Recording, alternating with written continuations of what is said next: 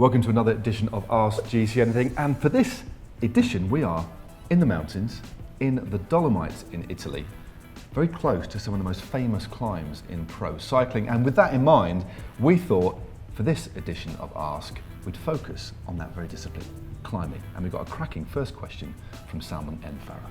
We have, so Salman closes his question with, is dancing effective? But the first part is probably more relevant to climbing, which is in the saddle or out of the saddle. Yeah, I think, well, definitely for a long, steady climb, climbing in the saddle is something you need to get used to. You spend far less energy, and basically you can turn a nice low gear in a kind of pretty energy efficient way, especially these days with the real kind of wide ratio gearing we've got on a lot of bikes. But then out of the saddle does have its place as well, doesn't it? For sure, so I mainly use out the saddle either to kind of get myself over a really steep bit in an otherwise not so steep climb, or just to kind of relieve the pressure, stretch my legs, stretch my back a bit. That sort of stuff feels good. And well, if you're training for climbs and you want to get some more power out, definitely getting out the saddle and accelerating for sustained periods of time, 30 seconds a minute, even more, is a great way of doing interval training basically. And you do need to get used to recruiting the different muscle groups that you need when climbing, especially as Tom said, when you're trying to get over steep sections, you do need to get out of the saddle. And basically what you're recruiting, as well as other muscle groups, is your actual body weight. When you're swinging the bike from side to side, you're assisting with generating power with your body weight as well. Yes, Matt, like you said, I think there's very little doubt that climbing in the saddle for the majority of the climbing is probably the way to go and is more efficient. But climbing out the saddle definitely does have its place. We did actually send Sai to test which was better for steep climbs, but not just any steep climb. We sent it to Jones Street in San Francisco, which is, it's 30%, so it's pretty grippy. Here's the video, check it out. Which is fastest, in the saddle or out of the saddle?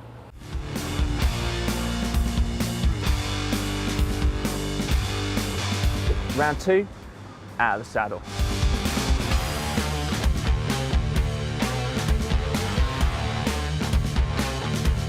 A really important question actually from Christopher Taylor, who asks, can interval training benefit hill climbing in any way? I think it can, without a shadow of a doubt. Although clearly, it depends where you're doing your interval training. I suppose if you're riding a lot on the flat, it's going to feel very different. And if you're riding on your turbo trainer, again, it's going to feel very different. But what it will replicate to a big degree, is the cardiovascular kind of load that you'll feel when you're riding on a climb. So generally, as soon as the road tilts upwards, especially when it starts getting reasonably steep, your heart rate will increase, your rate of breathing will increase, and you'll basically end up working very quickly in threshold, which is what you do when you do interval training. Although again, it will feel slightly different, it will equip you reasonably well for the demands of climbing without a shadow of a doubt. We've actually done a load of interval training workouts that you can watch on YouTube. Matt, would you care to point the viewers to your perhaps favourite, or maybe least favourite is a better one for hill climbing? How about my kind of 20-minute HIIT session? Just about to start the warm-up to get yourself ready, and during the warm-up it'll be an opportunity for me to talk you through exactly what's ahead. Recover, regroup and refocus for the final intervals that are coming up. So in total you'll be doing 10 flat stick, perceived effort of between 9 and 10, so very, very hard physically and psychologically. Next up is this question. Sticking with climbing, of course, from Hariza Liam, who asked 32 teeth rear cassette with a semi-compact chainring or 28 teeth with a compact chainring for climbing. Cracking question. So I guess what Hariza is asking is 32-36 or 28-34? Yep. I would probably go for 32-36, just because I quite like the 36 in a chainring. Yeah, I have got on a couple of I've got a 34 on one bike and a 36 on another bike, and I must admit I do prefer the 36, although I've only got a 28 at the back. But I think what you've got to think about as well, Hariza, is what kind of terrain you're going to be riding on. Are you going to be riding on longer, steadier climbs, or have you got some really brutal percentages in there? That's what you need to think about. And also your kind of own level of fitness. So a bit of trial and error if you get the opportunity. But if you're kind of relatively new to the sport and the really brutally difficult climbs, always play it safe and go for the lower ratio. James asks, short, steep climbs or long, gentle ones? I'm going to dive in and answer and probably set myself up for a massive fall, because I do quite like short, steep climbs. We kind of have noticed that. We kind of have noticed that. But, you know, just like them. A bit of a kind of masochist or something? Yeah. A strange one, isn't it? Yeah. But I prefer, in stark contrast to yourself, Tom, I do prefer long, gradual climbs.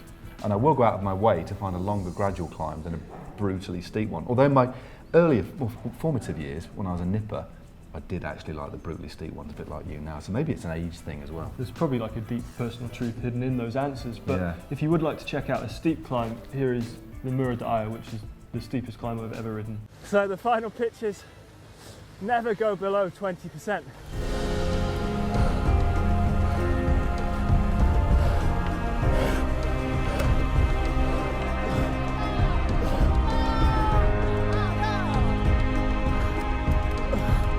Wow, that was pretty savage, Tom. And it was the first time we actually saw the suffer meter used, wasn't it? Which was. is the gauge of all things brutal. Now, for something not quite as brutal as that, but kind of almost as epic, or even more epic, arguably, is this. It's the Passo Pordoi, which me and Dan climbed a few months back in the Dolomites. It's epic, and there's also thunder and lightning too. It's the Passo Pordoi, and we have come to find out what all the fuss is about.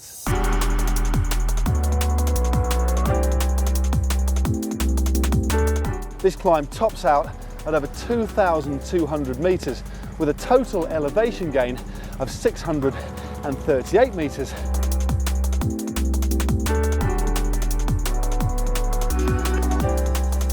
So Gregor asks, what is the difference between power meter watts and Strava estimated watts? Yeah, it is a good question actually.